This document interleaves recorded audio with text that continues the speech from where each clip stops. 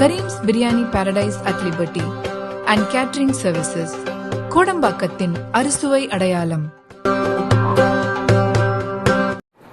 அஸ்ஸலாமு அலைக்கும் வரஹ்மத்துல்லாஹி வபரகாத்துஹு.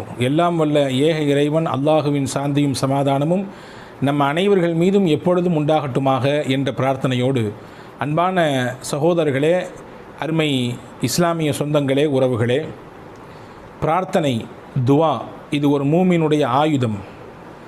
நபிமார்கள், நல்லோர்கள், சுகதாக்கள், இறைநேச பெருமக்கள் இந்த பிரார்த்தனையை கொண்டுதான் நினைத்ததை சாதித்தார்கள், விரும்பியதையெல்லாம் பெற்றுக்கொண்டார்கள், சூழ்ச்சிகளை எல்லாம் முறியடித்தார்கள், ஆபத்துகள் எல்லாம் அவர்கள் செய்த பிரார்த்தனைகள் மூலமாக விலகியது.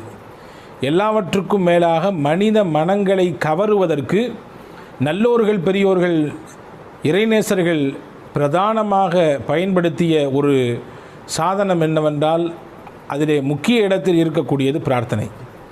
அன்பர்களே, நபிமார்கள் கேட்ட பிரார்த்தனைகளை எல்லாம் திருக்குரானிலே அல்லாஹ் ஆங்காங்கே பல்வேறு இடங்களிலே அவர்களுடைய தேவைக்கு ஏற்ப, அவர்களுடைய சமூகம் சார்ந்து, அவர்களுடைய பொதுநல சிந்தனை சார்ந்து, எதிரிகளின் சூழ்ச்சி முறியடிக்கப்பட வேண்டும் என்பது சார்ந்து உண்டான பல தகவல்களை பிரார்த்தனையாகவே அல்லாஹ் பதிவு செய்திருக்கிறான். குரானிலே அப்படியே அது பதிவாகி இன்றும் நம்முடைய படிப்பினைக்கு அது நமக்காக வேண்டி இருக்கிறது. அன்பர்களே, அந்த பிரார்த்தனை ஏற்றுக்கொள்ளப்பட வேண்டுமென்றால், நாம் கேட்கக்கூடிய துவா அங்கீகரிக்கப்பட வேண்டுமென்றால் 2 விஷயம் அதிலே முக்கியமாக கவனிக்கப்பட வேண்டும். அப்படி அது கவனிக்கப்படுமையானால் நிச்சயமாக அது அங்கீகரிப்புக்குரிய பிரார்த்தனையாக மாறும் என்பது அறிஞர்கள், திருக்குரான் தப்சீருடைய விரிவுரையாளர்கள், ஹதீஸினுடைய விளக்கத்தை தரக்கூடிய பெருமக்கள் சொல்லித்தரக்கூடிய செய்தியாக இருக்கிறது.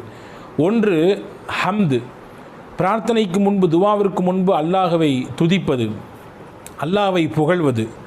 இரண்டாவது ஸலவாத், நபிகள் நாயகம் ஸல்லல்லாஹு அலைஹி வஸல்லம் அன்னவர்கள் மீது ஸலவாத்து சொல்வது. துவாவின் ஆரம்பத்திலும் இந்த 2ம் இடம்பெற வேண்டும். துவாவினுடைய முடிவிலும் அல்லாஹ்வை, நபிகள் நாயகத்தின் மீது ஸலவாத்து சொல்ல வேண்டும். இறுதியாக ஹம்து சொல்லி அல்லாஹ்வை புகழ்ந்து அந்த பிரார்த்தனையை முடிக்க வேண்டும். இது 2ம் கவனிக்கப்படாமல் எடுத்த மாத்திரத்திலேயே நம்முடைய தேவையை முன்வைப்பது, நம்முடைய கோரிக்கைகளை சொல்வது, நம்முடைய விஷயத்தை அல்லாஹ்விடத்திலே சமர்ப்பிப்பது, இது ஒரு முறையானதல்ல என்பது மட்டுமல்லாமல் அது துவா ஏற்கப்படாமல் இருப்பதற்கு ஒரு காரணமாகவும் ஆகிவிடும் என்று நமக்கு பெருமக்கள் விளக்கம் தருகிறார்கள். நீங்கள் பாருங்கள், நபிகள் நாயகத்தினுடைய துவாவை பாருங்கள், எவ்வளவு புகழ் இருக்கும் தெரியுமா? அதிலே ஹஜ்ரத் ஃபாத்திமா ரலியல்லாஹு தஆலா அன்ஹா தங்களுடைய சிரமங்களை நபி பெருமான் ஸல்லல்லாஹு அலைஹி வஸல்லம் இடத்திலே முறையிட வருகிற பொழுது, நசாயிலே வருகிறது இந்த ஹதீஸ், ரசூலுல்லாஹி ஸல்லல்லாஹு அலைஹி வஸல்லம் அழகாக அந்த ஹஜ்ரத் ஃபாத்திமாவிற்கு சொல்கிறார்கள், பாருங்கள், மா யம்னஉகி அன் தஸ்மஇ மா ஊசிகி அவ் தகூலி இதா அஸ்பஹதி அவ் அம்சைதி. நான் சொல்லித்தரக்கூடிய இந்த பின்வரக்கூடிய வார்த்தைகளை நீ தினசரி காலையிலும் மாலையிலும் ஓதி வராமல் இருக்க உனக்கு என்ன நேர்ந்தது, எதுதான் உன்னை தடுத்தது என்று சொல்லிவிட்டு சொன்னார்கள், இந்த துவாவை ஓதுங்கள், யா ஹய்யு யா கய்யூம் பிரஹ்மதிக நஸ்தகீஸ். பாருங்கள் துவாவினுடைய துவக்கத்தை, யா ஹய்யு யா கய்யூம், என்றென்றும் நித்திய நிலைத்திருக்கக்கூடியவனே, என்றென்றும் நிலைத்திருக்கக்கூடிய நித்திய ஜீவனே, இறைவா, பிரஹ்மதிக நஸ்தகீஸ், உன்னுடைய அருளை கொண்டு நாங்கள் உன்னிடத்தில் உதவி தேடுகிறோம். அஸ்லிஹ்லி ஷஅனி குல்லா, என்னுடைய எல்லா நிலையையும் சரியாக்குவாயாக. வலா தகில்னி இலா நஃப்ஸி தர்ஃபத் ஐன், என்னுடைய விஷயத்திற்கு என் மீதே நீ பொறுப்பு சாட்டி விடாதே, அது ஒரு கண் சிமிட்டும் நேரமாக இருந்தாலும் சரிதான்.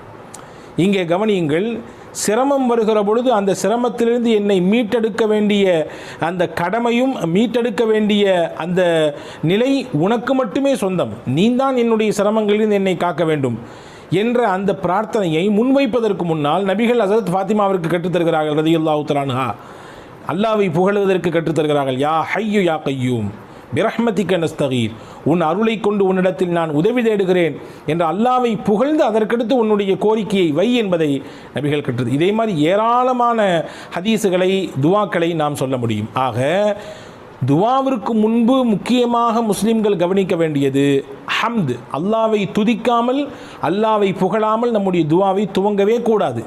இரண்டாவது சலவாத்து சொல்லாமல் நம்முடைய துவாவை துவங்கக்கூடாது. அதே போன்று முடிக்கிற பொழுது ஸலவாத்து சொல்லாமல் துவா முடிக்கப்படக்கூடாது.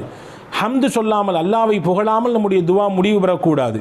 ஹதீஸிலே வருகிறது, ஒரு நாயக தோழர் பள்ளிவாசலே அமர்ந்து கொண்டு துவா செய்கிறார். அவர் ஹம்தும் சொல்லவில்லை, ஸலவாத்தும் சொல்லவில்லை.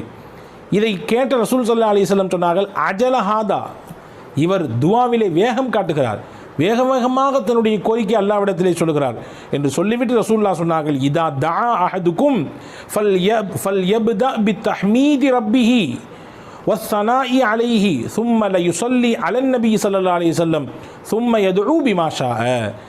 உங்களிலே யாராவது ஒரு துவா செய்ய உட்கார்ந்தால் முதலில் அவர் அல்லாவை புகழட்டும், அதற்கு பிறகு அவனுடைய புகழ் மாலைகளை கொஞ்சம் அவனுக்கு நீங்கள் செலுத்துங்கள், அதற்கு பிறகு என் மீது ஸலவாத்து சொல்லுங்கள், மூன்றாவதாக உங்களுடைய கோரிக்கையை வையுங்கள் என்று நபிகள் நாயகம் ஸல்லல்லாஹு அலைஹி வஸல்லம் கற்றுத்தருகிறார்கள். ஹஜ்ரத் சய்யிதுனா உமர் ரலியல்லாஹு தஆலா அன்ஹு அவர்கள் சொல்லக்கூடிய வார்த்தை ஜாமிஉ திர்மிதி என்ற நூலிலே பதிவாக இருக்கிறது. ஹஜ்ரத் உமர் ரலியல்லாஹு தஆலா அன்ஹு சொல்வார்கள், இன்னத் துஆ மௌகூஃபுன் பைனஸ் ஸமாஇ வல் அர்தி லா யஸ்அது மின்ஹு ஷையுன் ஹத்தா துஸல்லி அலா நபியிக ஸல்லல்லாஹு அலைஹி வஸல்லம். துவாவிலே நீங்கள் ஸலவாத்து சொல்லாமல், ஹம்து சொல்லாமல் உங்கள் துவா இருக்குமேயானால் அது வானத்திற்கும் பூமிக்கும் இடையிலேயே அது போகாமல் தடைபட்டு நின்று விடுகிறது.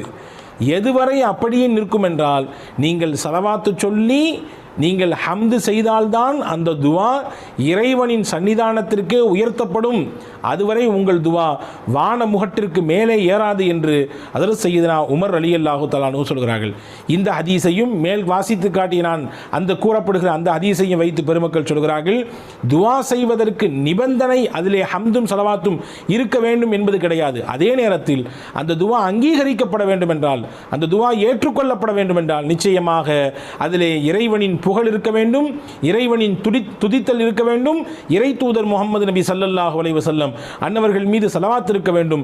இந்த ரெண்டும் இல்லாத பட்சத்தில் அந்த துவா ஏற்றுக்கொள்ளப்படுவதில்லை என்று பெருமக்கள் நமக்கு சொல்லித் தருகிறார்கள். வல்ல ரஹ்மான் அல்லாஹ் இதை பின்பற்றி இனிமேல் நம்முடைய வருங்காலங்களில் வரும் நாட்களில் நாம் கேட்கக்கூடிய துவாவை அமைத்துக்கொள்ள எல்லாம் வல்ல இறைவன் உங்களுக்கும் எனக்கும் எல்லா மக்களுக்கும் கிருபை செய்வானாக. ஆமீன். வாஹிர் தாவான் அல்ஹம்துலில்லாஹி ரப்பில் ஆலமீன். அஸ்ஸலாமு அலைக்கும் வரஹ்மத்துல்லாஹி வபரகாத்துஹு.